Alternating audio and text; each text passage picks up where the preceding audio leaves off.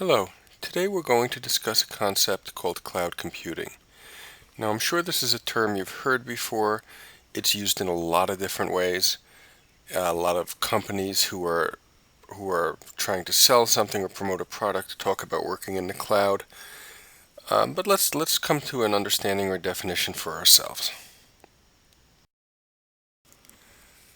Now, in the bad old days of traditional computing, and now we're talking 80s, 90s, much of the 2000s, applications were installed on the computer itself, on the hard drive, and normally the C drive. And that's where the application would run from. In this case, we're talking about things like word processors, spreadsheets, photo editing software, etc., all on the computer. Your files were also stored directly on the computer, and a lot of people still follow this model. They're more comfortable with it. If you wanted to share your work with somebody or collaborate with somebody, you now need to make a copy of that document, and then you need to pass it to someone, either through physical media, which started with floppy drives and worked through zip drives, CDs, DVDs, and eventually flash drives, or you could send it to them as an attachment through email. And there were other methods as well. There's something called FTP where you could transfer files through the internet. They could receive a copy, maybe review it, perhaps do some work on it, send it back to you. And in this way, you could collaborate. So the way that files were shared created the model and dictated how you worked. Because now you would have two copies, and either you would accept the second copy, maybe delete the first, or you would look at both copies, and eventually you had to have somebody in one place reconcile those two copies and decide on a final product. Enter cloud computing. In cloud computing, files are stored in remote online locations. So they may, in some cases, exist on your computer, but primarily they exist in that space out there on the internet. Programs and apps can also be accessed online. So you may not have them installed. In most cases, you don't have them installed on your computer itself. Since we're all familiar with Google Docs at this point, there's an example. We don't install Google Docs or Google Sheets on our machines to make them work. That happens out in the Google Cloud. In this model, documents are shared directly with other people, and this changes the paradigm or the way that we work. So instead of passing around multiple copies, there's a single copy that exists out there in the cloud. I can access it and work on it. Someone else can access it and work on it. And therefore, we don't have to reconcile these in the end, or at least not in the same way. We may disagree, we may need to discuss, make a final decision, but we're not actually working with two documents. Now, be aware that the terminology here of cloud computing can be used in a lot of different ways to represent different things. Sometimes products have names that would indicate they're on the cloud, but perhaps the software is too large to run through the internet and is downloaded and installed on your computer. And the Adobe Suite is an example for that, Illustrator, Photoshop, etc. If you are signed up for Creative Cloud and you have access to all of those things, they update automatically through the internet and you get the latest version, but they're not running from the internet the same way that Google Docs would. Enter the cloud. There are a lot of advantages of working in the cloud. First of which would be that you can access that document from anywhere. So that single document exists out in space.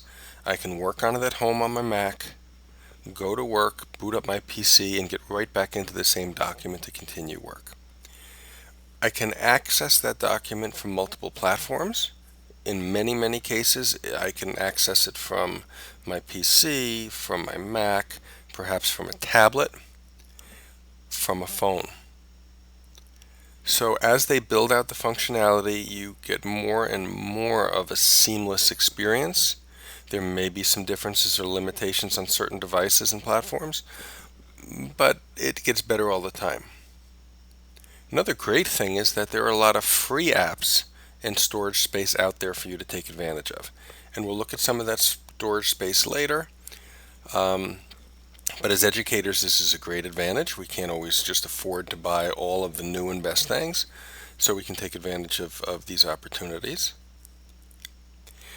An advantage that maybe not everyone thinks of is storing things in the cloud serves as an off-site backup. Now, a lot of us are not very good at backing up our computers and our files. It's time consuming, it's not a fun process, so we know that we should, we plan to do it, but we don't. Perhaps until something bad happens and then we lose a lot of work. But storing things in the cloud, I'm now passing that backup off to that company, whether it be a Dropbox or whether it be a Google, and they're really taking care of that. And in some ways, they're probably in a better position to do so. Also, for when in the case where applications are being run through the cloud, those updates are automatic. So as products are improved, it's simply incorporated into the platform and becomes available to you seamlessly. So that's nice. We don't have to worry that our software is outdated, there are new features, and we have to go out and buy another copy. It's generally provided to us, or at least often provided to us. Okay, a huge advantage or a huge change in paradigm is the way that we share files. So now we have true sharing with multiple levels of access. So not only can I share this single document with multiple people, but I can give them all slightly different permissions as to what they can do with that file. Perhaps some people can just look at it. Maybe they're going to send me an email with their comments. Other people can edit it, as I can do, make changes, make contributions. And some people I could even give ownership to, meaning that they can invite other people to it. They can change the permissions themselves. So this really changes the way we work, and something that takes a little time to get used to and to take full advantage of. And that really illustrates our last point, is that it provides absolutely new ways to collaborate. Very easy now and very quick to collaborate with people in remote locations. Maybe people who we work with regularly, but we don't have time to meet with regularly, so people can work on their own schedules, etc. And finally, let's look at some cloud storage options. I don't know if everybody is aware, but there are many options for storing your files online. There's Google Drive, and you can see that for anyone who has an account, if I signed up for a personal account today, I would get 15 gigs of storage space free. Now 15 gigs is a lot of space. If I'm not filling that with movies and video and audio, lots and lots of songs and audio files, 15 gigs is a lot of space, and somewhat difficult to fill up simply by producing content, by storing pictures or making resources for your classroom. The good news is that if your district is part of Google Apps, which most school districts are, if they've provided you with a Gmail address, even if they're not asking you to use it, but if they've provided you with a Gmail account, chances are very, very, very good, almost certain that they're a Google Apps district. Well, you have unlimited storage space.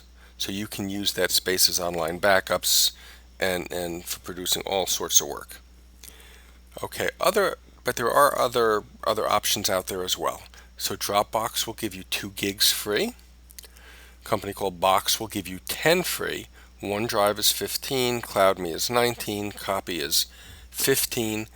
And I've included something called Live Binders at the bottom, and you can see that this is only 100 megs of space, which is small, but I've included it because it has kind of a unique organizational structure that I thought was interesting. You should know that with a lot of these companies there are other restrictions. There might be a restriction on the largest single file that you can upload. Okay, so maybe you've got 15 gigs of space, but files can't be more than 100 megs. Okay, but and these are not the only options. If you look out there are other options as well that you could look into, but just be aware that there's lots of free storage space. Today, or in this week, we're going to look at Google Drive, because this is for education. This is really a premium service. It really is very well suited to education. We're going to look at something called Live Binders, and I'm going to do that simply because it's a unique environment. And we'll also look at Dropbox just because it's extremely popular. A lot of people use it. So let's get started.